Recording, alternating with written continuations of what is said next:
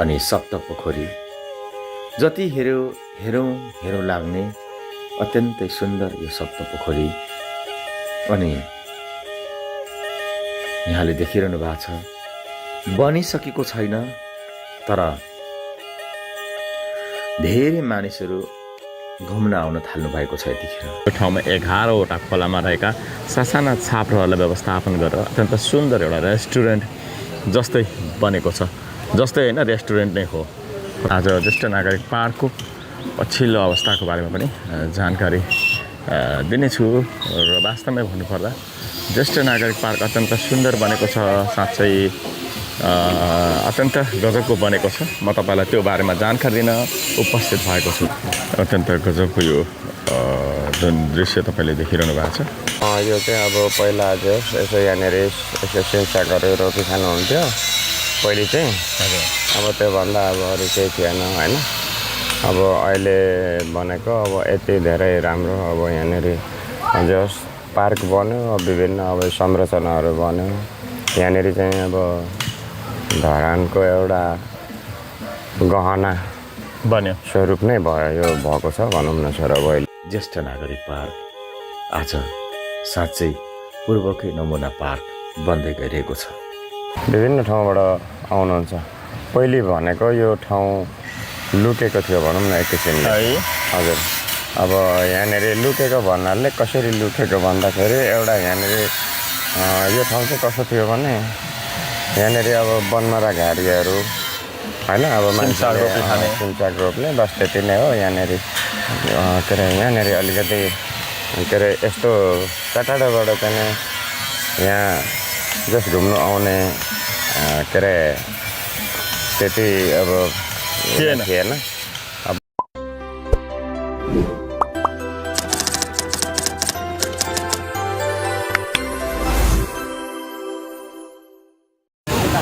नमस्कार, MTV online TV YouTube channel हेरिरहनु भएको छ तपाईँ यतिखेर। र आज म तपाईँहरूलाई विशेष गरेर निकै दिनको अन्तरालमा ज्येष्ठ नागरिक पार्क आइपुगेको छु। र योसँगै आज चाहिँ वेलकम कटेजको दृश्य देखाउँदै अगाडि बढ्छु। र वेलकम कटेज जो चाहिँ हिजो अव्यवस्थित रूपमा खोलामा टहराहरू थिए होइन, त्यहाँ व्यापार व्यवसाय चल्थ्यो। तर अहिले हर्का साम्पाङ मेयर भएपछि र यो ठाउँमा 11वटा खोलामा रहेका सासाना छापरहरूलाई व्यवस्थापन गरेर अत्यन्त सुन्दर एउटा रेस्टुरेन्ट जस्तै बनेको छ। जस्तै होइन, रेस्टुरेन्ट नै हो।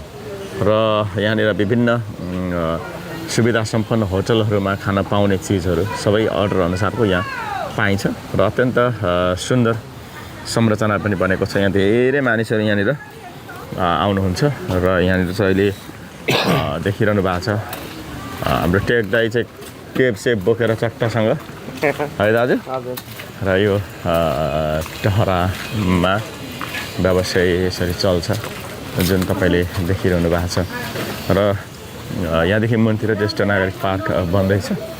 र यो ज्येष्ठ नागरिक पार्क अलि यो बाइक हटाउनु पर्ने भएर यता माथि बाइक कस्तो बाइक खोज्दै हिँडिरहनु भएको छ। र यहाँनिरको यो अहिले अत्यन्त सुन्दर यो संरचना तपाईँलाई देखाइरहेको छु। र आज ज्येष्ठ नागरिक पार्कको पछिल्लो अवस्थाको बारेमा पनि जानकारी दिनेछु। र वास्तवमै भन्नुपर्दा ज्येष्ठ नागरिक पार्क अत्यन्त सुन्दर बनेको छ, साँच्चै अत्यन्त गजबको बनेको छ। म तपाईँलाई त्यो बारेमा जानकारी दिन उपस्थित भएको छु। अत्यन्त गजबको यो जुन दृश्य तपाईँले देखिरहनु भएको छ, यो बाटो फनी घुम्ने बाटो बनेको छ। हाम्रो टेक दाजु हुन्छ। दाजु नमस्कार। नमस्कार। काममा रेडी? हजुर दाइ, यो ठाउँ हिजो कस्तो थियो नि? अब हिजोको र आजको तुलनामा त धेरै फरक छ है। भनेपछि यो हिजो कोही व्यक्तिले अकुपाई गरेको थियो। यो चाहिँ अब पहिला चाहिँ यसो यहाँनिर यसो सिमसाग गरेर रोटी खानुहुन्थ्यो पहिले चाहिँ। अब त्योभन्दा अब अरू केही थिएन होइन। अब अहिले भनेको अब यति धेरै राम्रो अब यहाँनिर जस पार्क बन्यो, विभिन्न अब संरचनाहरू बन्यो। यहाँनिर चाहिँ अब धरानको एउटा गहना बन्यो स्वरूप नै भयो, यो भएको छ भनौँ न सर। अब अहिले चाहिँ दाइ, तपाईँलाई कहिले लाग्थ्यो यो टहरा यहाँ खोलामा बस्दाखेरि डरलाग्दो गरी बस्नुहुन्थ्यो होइन?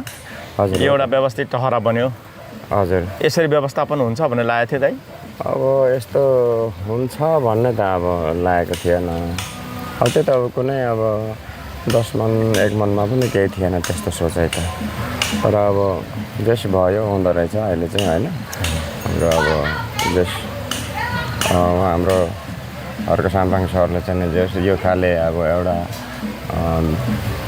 सोच राख्नुभयो, यो खाले एउटा सोच भिजनले गर्दाखेरि मान्छेले गर्नु खोज्दा र गर्छु गर्दाखेरि हरेक ठाउँमा जे पनि हुनसक्ने रहेछ भन्ने कुरा चाहिँ एउटा त्यो हामीलाई पनि थोरै हुँदो रहेछ भन्ने अनुभव चाहिँ भयो यो देखेर होइन। र यो ठाउँ धेरै अब पहिलेभन्दा अहिले चाहिँ धेरै रमाइलो पनि छ।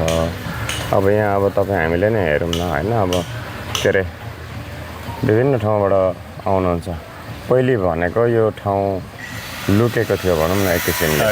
हजुर अब यहाँनिर लुकेको भन्नाले कसरी लुकेको भन्दाखेरि एउटा यहाँनिर यो ठाउँ चाहिँ कस्तो थियो भने यहाँनिर अब बनमारा घारीहरू होइन। अब सिमसाग रोप्ने बस त्यति नै हो यहाँनिर। के अरे यहाँनिर अलिकति के अरे यस्तो टाढाबाट चाहिँ यहाँ जस घुम्नु आउने के अरे त्यति अब थिएन। अब अहिले चाहिँ विभिन्न ठाउँबाट जस्तै अब उता भुटानबाट अब यहाँनिर पास काटेर धरी पनि आउनुहुन्छ मान्छेहरू होइन। अब नेपालको चाहिँ एउटा धरानको एउटा श्रम सांस्कृतिक पार्क चाहिँ हेर्न जाउँ घुम्न जाउँ भन्ने उहाँहरूको सोच हुँदो रहेछ होइन। अब कति आउँछन् विभिन्न ठाउँबाट आउँछन् हाम्रो नेपाली दाजुभाइहरू पनि अब कति होइन। अब नेपालको चारै तरफ मात्रै नभएर अब विदेशमा पनि कति ठाउँमा होइन बस्नु भएको छ। उता इन्डियातिर भनौँ न अब भुटान भयो, दार्जिलिङ, उता सिक्किम, दार्जिलिङ सिक्किम अब हामी सोध्छौँ नजिकै। तर यहाँ आउनुको लागि उहाँहरूको लागि पनि एउटा नयाँ नौलो ठाउँ नै हुन्छ नि त अब होइन। जस्तै नयाँ नौलो ठाउँ हुनाले अहिले त जनसर सिधै त्यस्तै भयो। किनभने अब यो पार्कहरू बनेछ, विभिन्न संरचनाहरू बनेछ यहाँनिर। अब यसो के अरे आफ्नो के अरे फुर्सदको टाइममा कता जाने त भन्दाखेरि अब सबैजनालाई धरानको चाहिँ एउटा श्रम सांस्कृतिक पार्क हेर्न जाउँ भन्ने पनि कतिको हुन्छ क्या। त्यहाँ पनि एउटा जस टाइम पास गर्ने ठाउँ भयो। कुनै आफ्नो विभिन्न आफ्नो काम व्यवसाय हुनेले पनि अब जस अब सबैले गर्नु नै पर्छ अब होइन। तर अब कुनै त्यो आफ्नो काम व्यवसाय कुनै पनि आफ्नो त्यो ड्युटी बाहेक कुनै बेला कति टाइम बचेको हुन्छ नि त। अनि त्यतिखेर यहाँनिर यसो टाइम पास गर्नु आउने, रमाइलो गर्ने, मतलब फोटोसोटो खिच्ने होइन। त्यस्तो भयो विभिन्न। अब यहाँनिर पहिले जस पहिले चाहिँ यहाँनिर कस्तो थियो भने एकदमै सुनसान थियो, खोलादी हजुर हजुर। जस्तै अब 41 सालभन्दा पहिले चाहिँ यो ठाउँ अत्यन्तै अब मान्छेहरू चाहिँ आउने जाने हुन्थ्यो होइन। अब त्यतिखेर चाहिँ बाटो यतै थियो नि त पहाड। यो धनकुटा रोड नखोलीसम्म मतलब धनकुटा रोडमा चाहिँ नै यातायात सञ्चालन नभएसम्म 40-41 सालसम्म चाहिँ यो बाटो अत्याधिक मान्छेको चाप हुन्थ्यो। त्यो पछिबाट चाहिँ जब 41 सालतिर चाहिँ ठ्याक्क त्यो यातायात सञ्चालन हुनु थाल्यो, यहाँबाट धरानदेखि पनि धनकुटासम्म चाहिँ बाटो सम्पन्न भएपछि ठ्याक्क उता बाटो के अरे यातायात सञ्चालन हुनु थालेपछि चाहिँ 41 सालबाट त्यतिखेरबाट यहाँनिर चाहिँ अब कस्तो भने ठ्याप्पै नै बार लाएको जस्तै भयो क्या सर। अब त्यो पछिबाट चाहिँ यहाँनिर बहुत सुनसान थियो। यहाँ भनेको अब सुनसान, अब केही कोही नहिँड्ने, हिँड्दा पनि उही घाँस दाउरा गर्ने मान्छेहरू, यहाँ पिकनिक खानु आउने मान्छेहरू अनि विभिन्न त्यस्तै अब राम्रो नराम्रो थोरै तिनै हिँड्थ्यो होइन। अब यहाँनिर खोलामा अब पिकनिक खानेहरू अब त्यो खोलामा पिकनिक खायो, खोलाइमा भाँडाकुँडा धुयो, त्यही नुहायो, सारा। अनि पानी चाहिँ अब त्यस्तो दूषित पानी, अब दुर्गन्धित पानी चाहिँ धरानवासीले त्यो बेलामा खानु पर्ने बाध्यता थियो। तर अहिले त्यस्तो छैन। धरानवासीले मैले जति पनि होइन अब भिडियोमा बोल्दाखेरि यो कुराहरू चाहिँ मैले अब भनिराखेको हुन्छु कि यो अहिले जुन यो हर्क साम्पाङ के अरे सर्जने मेयर पदमा आइसकेपछि उहाँले यो पानीको लागि चाहिँ धेरै व्यवस्थित गर्नुभएको छ। अब माथि आफगासीदेखि मान्छे त्यहाँ ओहिरो भिडाम्बेर हुन्थ्यो, त्यहाँदेखि त्यो कट्टु सट्टु त्यो लुङ्गी सारा कुराहरू पेन्टी जम्मै त्यहाँ फाल्ने नुहाउने। अब त्यहाँबाट स्याम्पू साबुन त्यहाँ अब नुहायो खायो उफ्रियो बस्यो झुट्टो पुरो सारा त्यहाँबाट बगेर आउँथ्यो।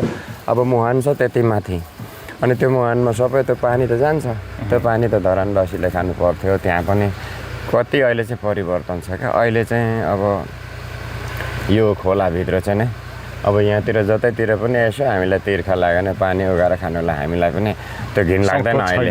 हजुर, अब कुनै त हिचकिचाइ हुँदैन हामीलाई, किनभने देखिरहेछौँ। अब माथि आफगासीमा नै अब के अरे नगर प्रहरीहरू बस्नु भएको छ, त्यहाँबाट चाहिँ नै उहाँहरूले उता जानु रोक लगाउनु भएको छ। फोहोर मैला गर्न खोलातिर अब छिर्नलाई होइन, मैला गर्न पौडी खेल्नु त्यसमा चाहिँ अब बन्देज गरिराख्नु भएको छ। त्यसपछि माथिदेखि अहिले यहीँसम्म नै जस्तो अब होइन यो अब जहाँ पार्क बनेको छ यो पार्कबाट पनि यो पार्क एरियासम्म आफगासीदेखि ल्याएर यो पार्क एरियासम्म पुरै नै अब उहाँहरूले चाहिँ अब खोलाको निगरानी गरिरहनुहुन्छ। त्यो भएर अहिले चाहिँ धरानवासीले स्वच्छ पानी खानु पाइरहेछ। यो कुरामा अलिकति जोस् उहाँहरूले पनि जस अहिले हामीले चाहिँ सफा स्वच्छ पानी खानु पाइरहेछौँ भन्ने एउटा उहाँहरूले पनि यो सायद सोच्नु भएको पनि होला, बुझ्नु भएको पनि होला, बुझ्नु पनि अचम्म लाग्ने परिवर्तन आएको छ। हजुर, धेरै अति नै धेरै। अनि अब यहाँ चाहिँ त अब जो अलिकति होला अब के अरे यहाँ धरानमा एउटा सानो विकासको पाटो सुरु भयो भन्ने बित्तिकै धरानवासी बेरोजगारी टोटलीले अब यहाँ पाउनुपर्छ भन्ने अब एउटा ठाउँ त छैन, किनभने होइन र पनि यहाँनिर 100-150जना के कतिले चाहिँ अब यहाँ काम पनि रोजगारी पनि पाइराख्नु भएको छ होइन। अनि यहाँको जस्तै यो पार्क शुल्कहरू हुन्छ, त्यो पार्क शुल्कमा चाहिँ त्यो पैसाले चाहिँ नै जोस् यहाँनिर अलिकति नगरपालिकालाई पनि अलिकति केही टेवा पुग्छ। अब यहाँनिर के अरे कर्मचारी हुनुहुन्छ कति होइन, यो अब पार्क शुल्क उठाउनेदेखि ल्याएर अब काउन्टरमा बस्नेदेखि ल्याएर यो जुन जति पनि बोट बिरुवाहरू यहाँनिर अब गोडमेल गर्ने अब हिउँदोमा पानी हाल्ने उहाँहरू पनि धेरैजना हुनुहुन्छ। यो माथिसम्म विभिन्न फलफुलको बोट बिरुवाहरू विभिन्न जातका अब रुखहरू रोपेको छ, त्यसलाई पनि अब संरक्षण गर्नु पर्यो। यो पार्कहरू यत्रो बनियो, यहाँ पनि थुप्रो मान्छे लाग्छ। अब जस्तै माथि आरा धरान भयो, पारिपट्टि माथि आरा धरान त्यो गोर्खा चौतारी भयो होइन, त्यो ठुलो एरिया छ, त्यहाँ पनि अब कर्मचारीहरू लाग्छ नै। अब सरसफाइ गर्नु पर्यो कन्टिन्यू डेली दैनिक। अब यहाँ माथि पारिपट्टि यो रक गार्डन भन्छ, त्यो रक गार्डनमा पनि अब त्यत्तिकै ठुलो एरिया छ, त्यहाँ पनि अब के अरे कर्मचारी चाहियो नै। अब यो जुन अहिले ज्येष्ठ नागरिक पार्क मनोरञ्जन पार्क भनेर भनिएको छ, यो बनिँदैछ लगभग अब यो अन्तिम उसमा आयो, बनिसकेको छ।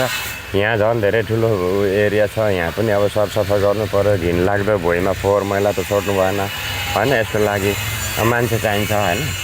अब यसरी यो विभिन्न आफ्नो पाटोको यो चाहिँ भनौँ न आफ्नो डिपार्टको यो काम अनुसारले अब काम पाइराख्नु भएको छ होइन। अब त्यसको लागि यो जुन पार्कमा छिर्ने शुल्क त्यो रकम जति उठ्छ उहाँहरूलाई तलब दिन पनि अब यहाँबाट उठ्यो टेवा पुग्यो, यहाँबाट 2 पैसा बच्यो भने अब नगरपालिकालाई उसलाई के अरे नगरपालिकालाई पनि धेरै टेवा पुग्छ, धेरै रमाइलो छ। जस्तै यो ठाउँमा आकाश जमिनको फरक भयो त्यो त ठ्याक्कै अब दुनियाँले देखिरहेछ, हामी तपाईँले पनि देखिरहेछौँ होइन, त्यो त धेरै फरक छ सर। धन्यवाद। दर्शक महानुभाव, भर्खरै हाम्रो टेक दाई जो अत्यन्त यो अभियानमा निकै धेरै मिस्त्रीको काम गर्नुहुने हाम्रो दाजुले आफ्नो भनाइराख्नुभयो र आकाश जमिनको डिफ्रेन्टको कुरा गर्नुभयो उहाँले, र वास्तवमै हो पनि यो धेरै फरक भएको छ। र आज तपाईँलाई यो ज्येष्ठ नागरिक पार्कको पछिल्लो अवस्थाको बारेमा र यो क्षेत्रको बारेमा जानकारी दिँदै यो रेस्टुरेन्टहरू देखाउँछु है। यस्तो गजबको रेस्टुरेन्टहरू बनेका छन्, निकै गजबको परिवर्तनहरू आएका छन्। तपाईँलाई यो बारेमा जानकारी दिइरहेको छु आज, र थप अरू जानकारी फेरि दिनेछु, मसँग रहनु होला है त। यो सुन्दर दृश्य तपाईँले देखिरहनु भएको छ, भर्खरै टेक दाइसँग कुरा गरिसकेपछि ड्रोनबाट ज्येष्ठ नागरिक पार्कको यति सुन्दर दृश्य देखाइरहेको छु।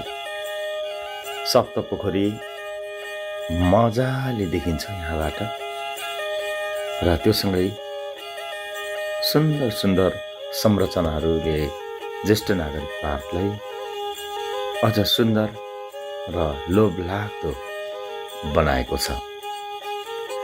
तपाईँलाई ठ्याक्कै यहाँ तल लगिरहेको छु।